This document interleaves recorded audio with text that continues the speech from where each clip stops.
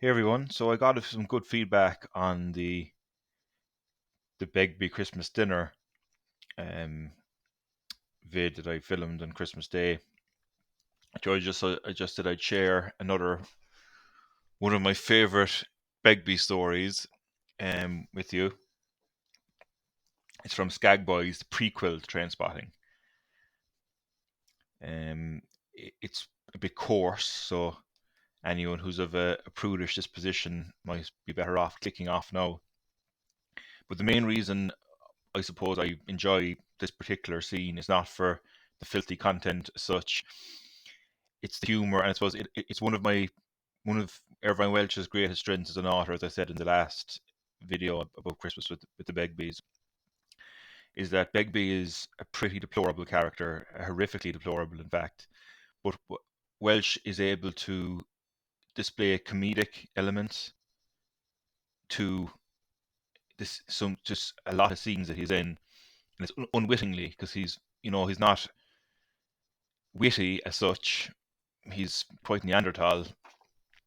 No, I suppose in later books he develops his intellect, but in the three main ones, Train Spotting, Porno, and Skag Boys, he's street smart. There's no doubt about that, but he's not intentionally witty as such. But this story I'm going to read out, or this part of the book, is an extract from one of the chapters where Sick Boy and Renton are below in London with Nixie, staying in Hackney.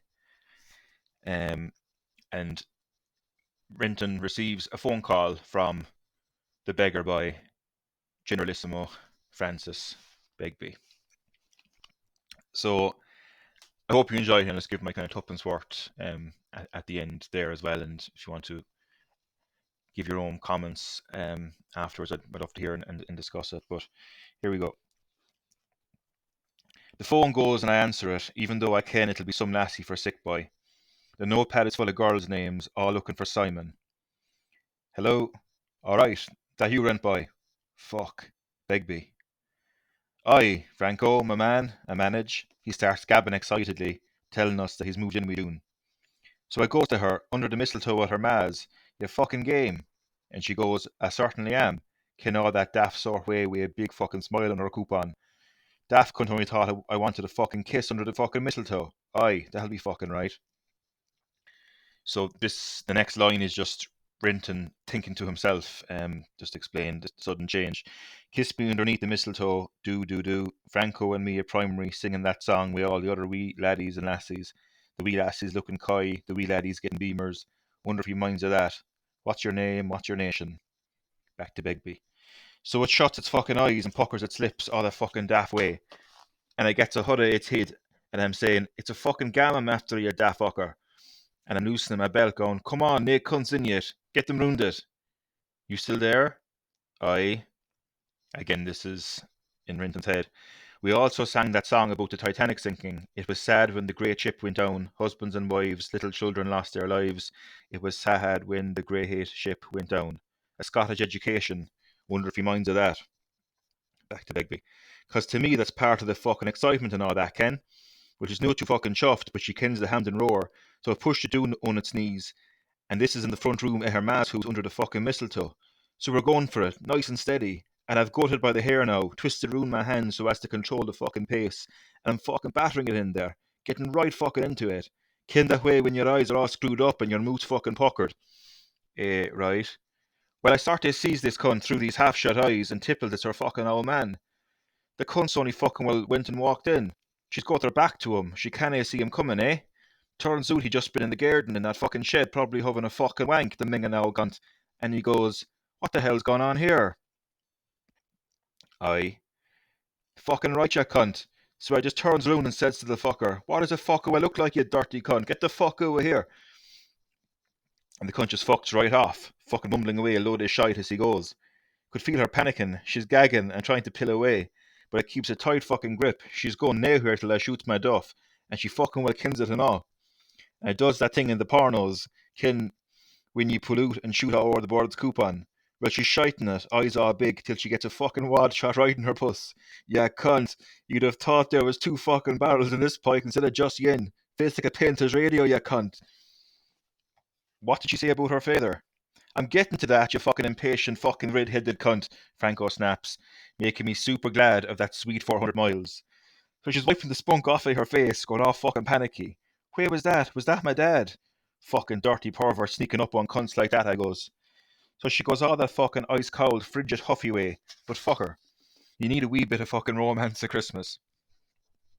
So she goes outside, and I hears them shouting at each other, and she comes back in, saying she's been kicked out the fucking house. So I says, right, we're going round to my ma's. Thanks, Frank. She goes and starts packing, all fucking grateful now, Ken. Well, I wasn't going to leave her there with that fucking pervy old cunt, was I? Right. So she's got some stuff together, and this big fucking poker-ass donkey-faced father cunt comes back through and starts on at her again.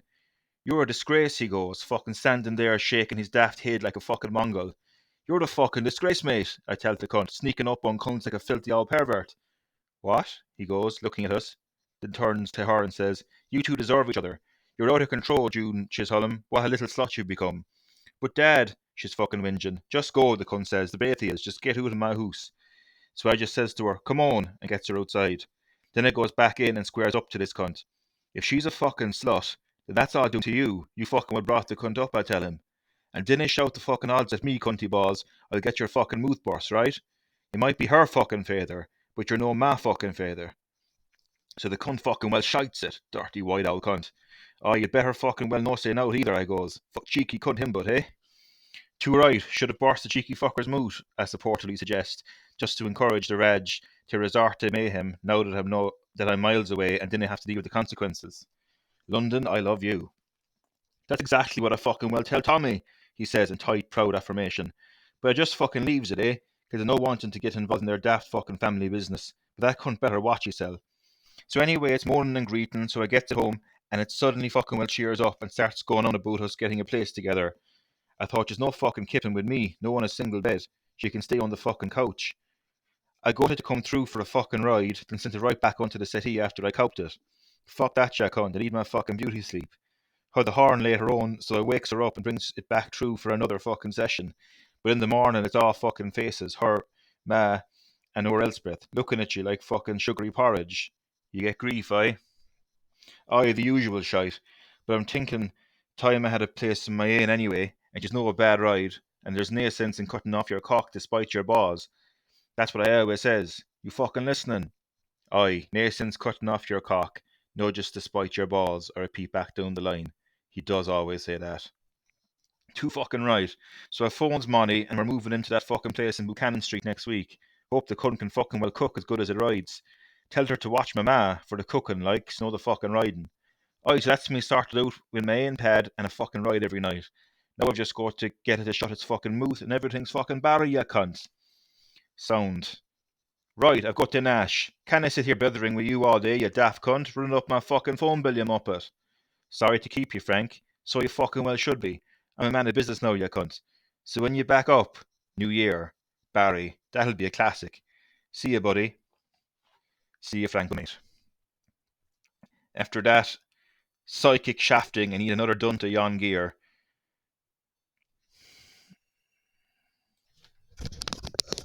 So I hope you enjoy that.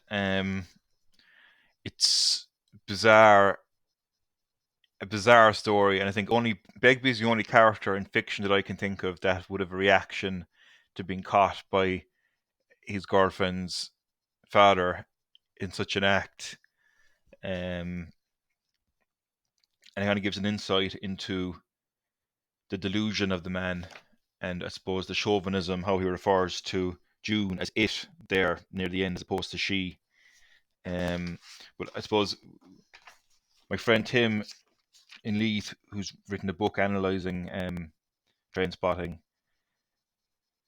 Choose Life, Choose Train Spotting by Tim Bell. You can get it on Amazon. It's a really good book, and kind of he forensically examines Begbie and all the other characters, and I suppose the feedback he would have given on Christmas at the Begbies was how bitter, unrepentant, self-justifying, and angry Begbie was in that scene. And I think this particular one as well, he's very much self-justifying with his reaction, and I suppose manipulative as well, in that he manages to convince himself that it's her father who is the dirty old pervert who had the audacity to walk into his kitchen in his own house. So yeah. So look, I'll be adding more contributions and more of my favorite parts, but I thought that some of you might get a good kick off that. As you can probably hear me reading it out, I was on the verge of laughing a few times because it's unprecedented to have a reaction like that. And as I said, it's the only character in fiction that I could think of that would have a reaction like that. So I'll be sharing more of these stories, and if you'd like to like or subscribe at the end, if you any comments you'd like to add, feel welcome to. And for any gentlemen listening, I think it would be a good practice not to adopt Begbie's approach to any potential fathers-in-law. And for any ladies listening, I hope that the man that you'll end up with is nothing like Francis Begbie.